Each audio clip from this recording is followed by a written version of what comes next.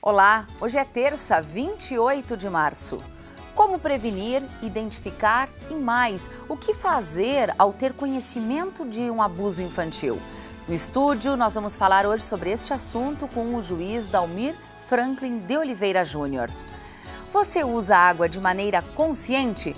Nesta semana, uma programação em Passo Fundo busca alertar sobre o uso correto para evitar o desperdício. Que tal receber por alguns meses um estudante de outro país e poder conhecer uma nova cultura? Isso sem sair de casa. Esse é o programa aqui da UPF Família Anfitriã. E ainda, Esporte Clube Gaúcho vai continuar contando com o apoio da UPF. A parceria foi renovada ontem. Essas e outras informações a partir de agora no canal de notícias. Então fique com a gente, porque aqui você encontra mais conteúdo.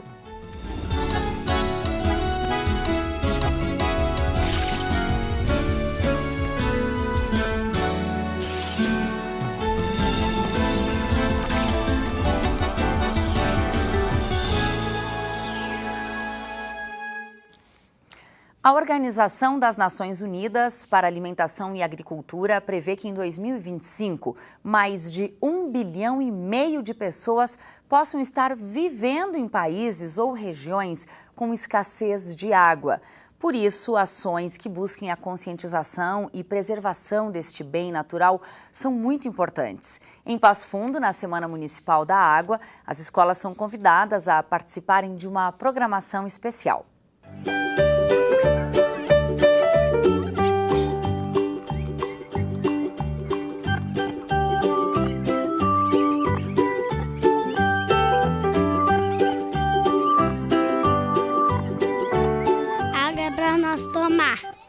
E o que mais?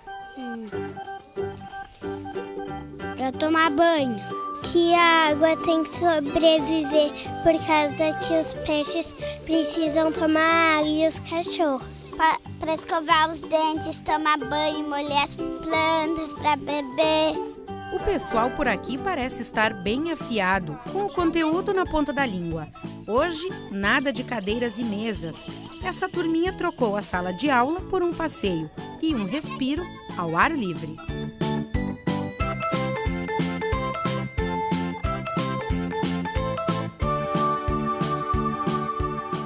O Dia Mundial da Água foi definido pela ONU em 1992 com a proposta de alertar a população sobre o uso consciente dos recursos hídricos do planeta. Em Passo Fundo, a Semana Municipal da Água traz como tema Águas Residuais, escolhido neste ano para pautar as discussões no Dia Mundial da Água. E não é à toa que essa galerinha fez do Parque da Gare objeto de estudo. Aqui, nascentes de água são preservadas.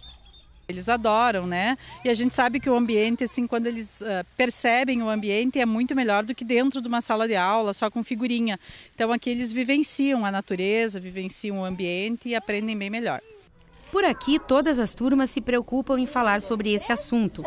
A Escola Municipal de Educação Infantil Vovó Nelly tem 105 alunos e todos, de uma forma ou outra, puderam aprender sobre conservação e uso da água. A classe social que nós temos é uma classe que tem maior compreensão já e consciência do uso desse bem natural. E as idades têm que ser de acordo, as atividades têm que ser trabalhadas de acordo com a idade para a compreensão da criança. Mas é certo que desde o maternal, que são os pequenininhos, eles já conseguem compreender e a gente sabe também de relato dos pais que eles já colaboram em casa nessa conscientização. De toda a água existente em nosso planeta, apenas 2,5% é de água doce. Desses, 0,3% estão disponíveis em rios e lagos. E é justamente deste pequeno percentual que toda a população mundial depende para sobreviver. Por isso, atividades como estas, feitas assim, como em um trabalho de formiguinhas, é que pode fazer a diferença. E o que é preciso fazer com o lixo? Tem que jogar no lixo e não no mar, porque senão os bichinhos do mar, eles acham que é comida, mas eles comem o plástico, daí eles morrem. As atividades da Semana Municipal da Água seguem até o dia 31. Informações e a programação completa você consegue na Secretaria de Meio Ambiente, pelo telefone 33 17 25 29 ou pelo site que aparece aí na tela. E por falar em água, a reutilização dos recursos hídricos é o tema central do programa Estúdio 4 desta semana. Bom, hoje nós vamos então falar, hoje está faltando água potável para mais de 600 milhões de pessoas e como vai ser o futuro das próximas gerações sem que este recurso seja reaproveitado. O programa que discute esse assunto vai ao ar então hoje às 11 da noite e também tem reprise amanhã às 8 horas da noite. Uma última exibição na sexta às 11 da noite. O Brasil registra aproximadamente cerca de 50 denúncias de abuso a crianças e adolescentes por dia. E quando se trata de violência, a gente sabe que esse número de ocorrências, ele representa apenas parte do problema.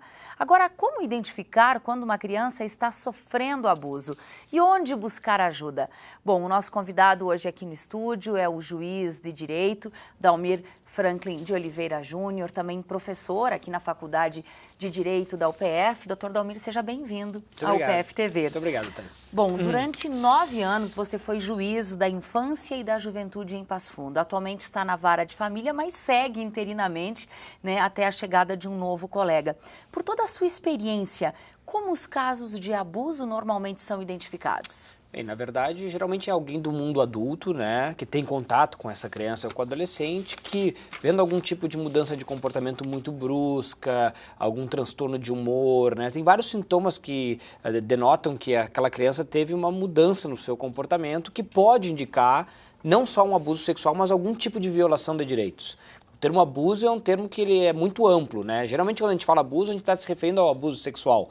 Mas qualquer violação de direitos, violação de direitos dessa criança, que pode pegar a questão da integridade física, psíquica, o castigo físico imoderado, todo ele vai gerar algum tipo de sintoma nessa criança, nesse adolescente. Quando alguém do mundo adulto toma conhecimento, né, sabe desses sintomas, nota esses sintomas, ele tem por lei a obrigação de comunicar isso ao Conselho Tutelar diante de uma suspeita. Não há necessidade de ter elementos comprobatórios, né, mais fortes, mas se existe uma suspeita, os órgãos de proteção têm que ser acionados. A lei estabelece aqui que, no caso, o primeiro órgão de proteção que tem que ser acionado é o Conselho Tutelar. E é por esse caminho, normalmente, que chegam os casos julgados, então, no juizado da infância e da juventude, é por meio do Conselho Tutelar ou há outras formas também? Não, daí é claro que o acesso da população ao Estado ele é um acesso amplo, quer dizer, o Conselho Tutelar, pela lei, seria o primeiro a ser notificado. Mas a notificação pode ser por alguém, por exemplo, da vizinhança, um vizinho, um parente próximo. Às vezes chega num posto de saúde Às também. vezes pode chegar num posto de saúde. Na escola é muito comum, né, uma mudança de comportamento da criança na escola que chama a atenção, né? Ela pode relatar alguma coisa ou não. Então são várias as possibilidades disso chegar ao Estado por meio, daqui no caso do representante da proteção, que é o Conselho Tutelar. Para chegar ao fórum, aí demora um pouco mais, porque o Conselho Tutelar vai adotar algumas providências, né? Talvez se inicie alguma investigação, e a investigação geralmente é policial, se é um caso de violação grave de direitos, ou mesmo de abuso sexual, para depois chegar ao Ministério Público. Agora, a informação precisa chegar de alguma forma ao Conselho Tutelar, seja por meio da escola, do posto de saúde, é o Conselho Tutelar quem centraliza e vai dar o primeiro andamento, doutor Dalmir? Exatamente, pelo artigo 13 do Estatuto da Criança e do Adolescente, ele é muito claro no sentido de qualquer tipo de violação de direitos da criança e do adolescente, de abuso, de maus tratos, deve ser notificado o Conselho Tutelar. E a partir dali, daí começa o procedimento para fazer a investigação e depois chegar o processo no fórum, né? O Disque 100 também acaba sendo uma alternativa? Sim, também. Doutor Dalmir, com relação aos tipos de abuso, você nos trouxe aqui a questão do abuso sexual, mas outros casos também chegam até vocês? Seguramente, né? Lamentavelmente, ainda no Brasil, a gente vê uma série muito grande de violação a direitos de criança e adolescente. Esses 9 anos na Vara da Infância e Juventude me evidenciaram isso. A gente tem uma legislação que é protetiva, uma das melhores legislações no que diz respeito à proteção da criança e do adolescente, mas, na realidade prática, muitos problemas de desestruturação das famílias, às vezes a questão da pobreza, da miséria, da falta de educação, da falta de higiene, uma série de fatores sociais também que acabam influenciando. Isso é violência. É violência, não há nenhuma dúvida, né? A violência sexual, ela chama muito atenção, porque a gente sabe que a sexualidade é uma coisa que é tabu, e todo tabu ele é tratado às vezes como negação, às vezes como supervalorização, né? Então a gente acaba também tratando muito desse caso, porque é um caso grave.